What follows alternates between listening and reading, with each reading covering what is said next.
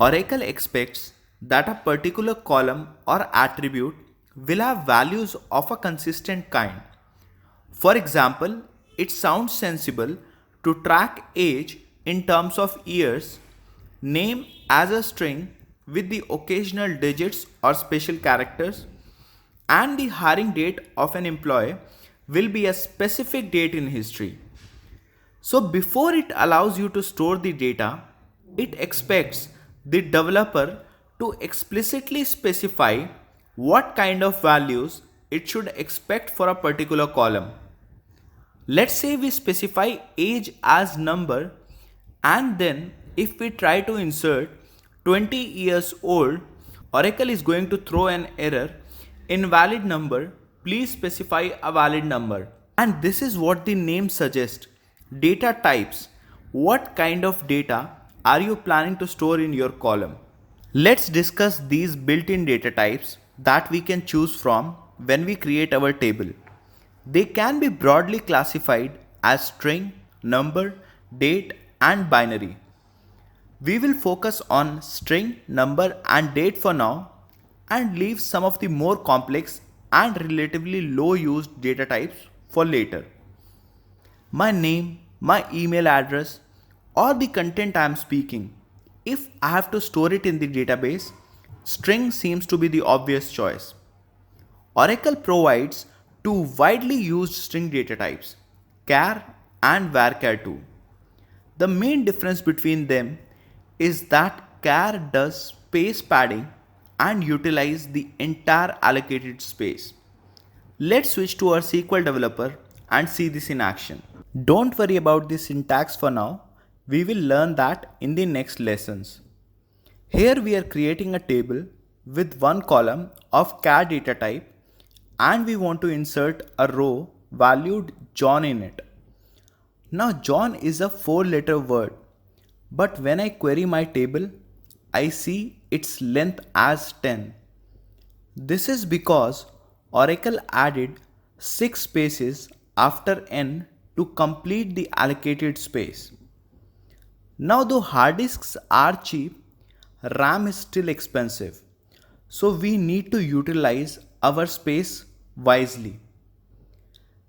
We should use char only when we know the length of values that will be coming to a particular column in the database. For example, a flag column can have only y or n as values, so char will be a suitable candidate for this column.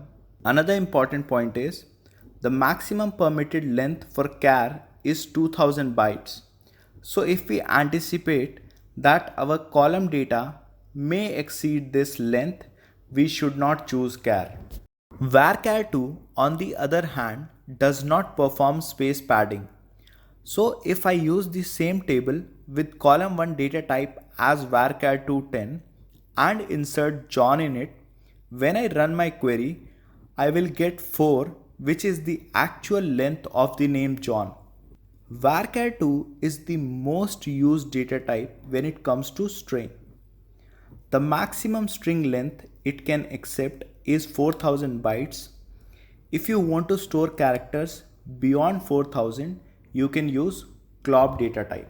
nvarchar2 is not commonly used these days, and you need to know character sets and character encoding to understand it better, which will be an overkill at this moment.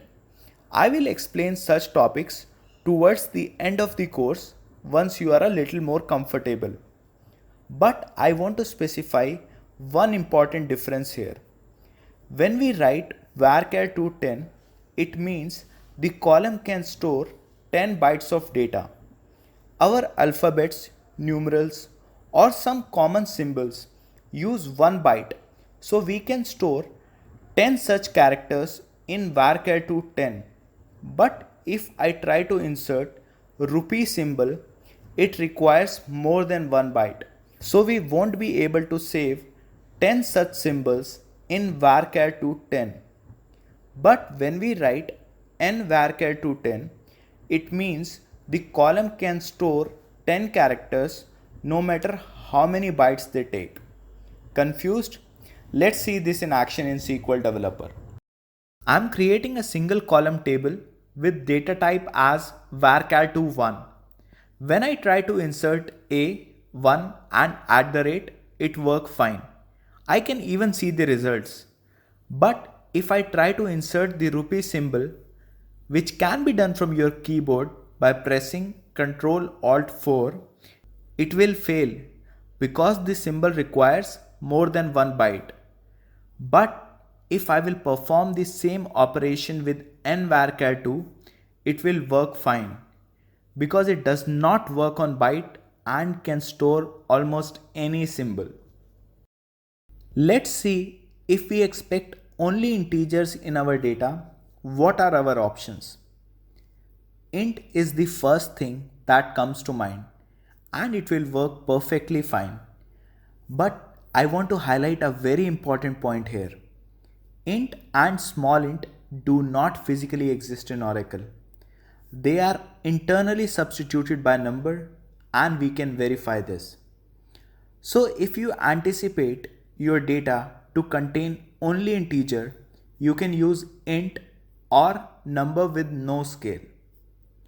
Like int, decimal also does not exist in the database. It is internally replaced by number p, s, where p represents precision and s represents scale.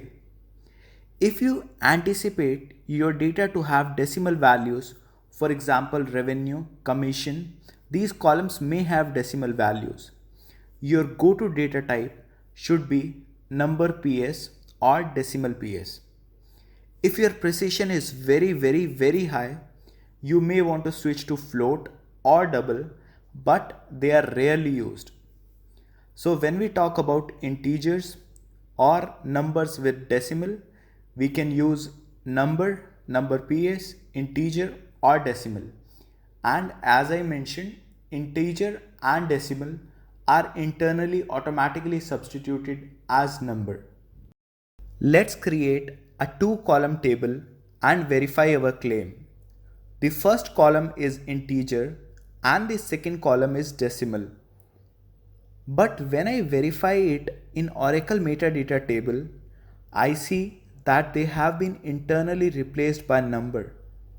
So int and decimal actually do not exist physically in Oracle.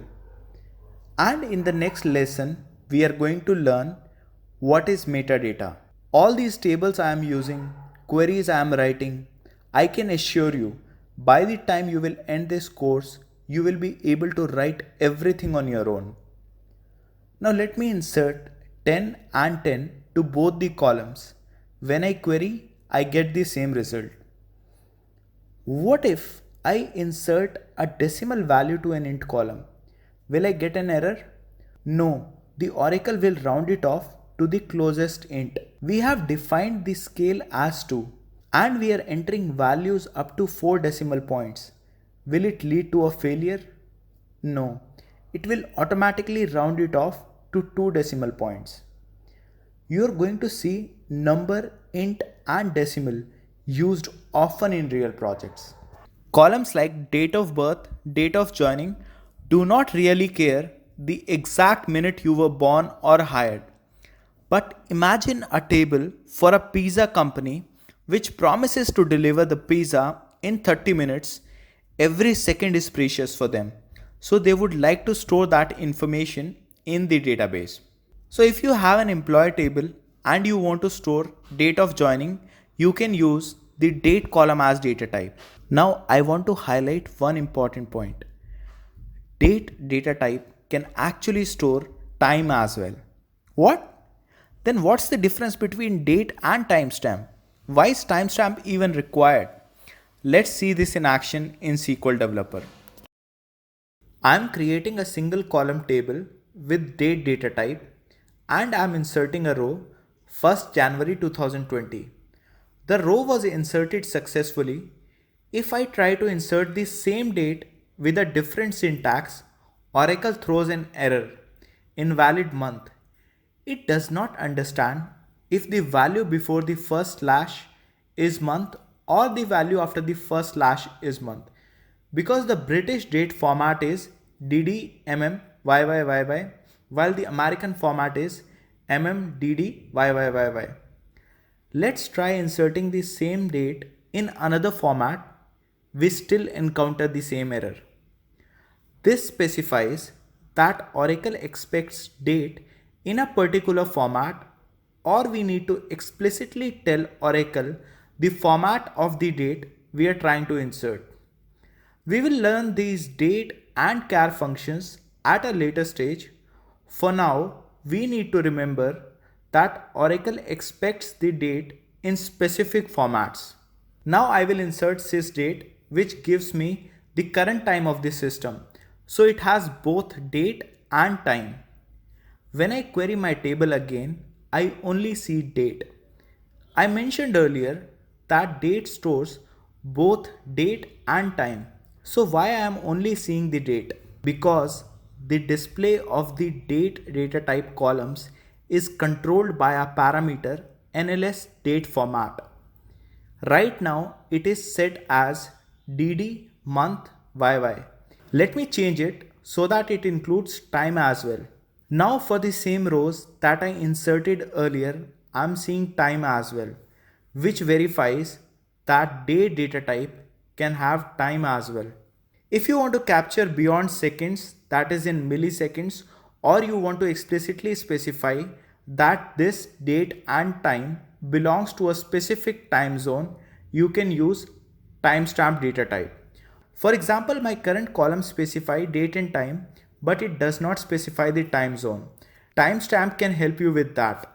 One important tip here: in a real project, it is vital that you capture things clearly. For example, if you have a column hire date, you capture only the date part and not the timestamp. Let's quickly discuss some of the other less used data types. If you plan to store small amount of binary data, you can use raw data type. If you plan to store huge amount of binary data, you can use blob, which is also known as binary large object. If you plan to store huge amount of string data, you can use glob, which is also known as character large object. Let's do a quick recap.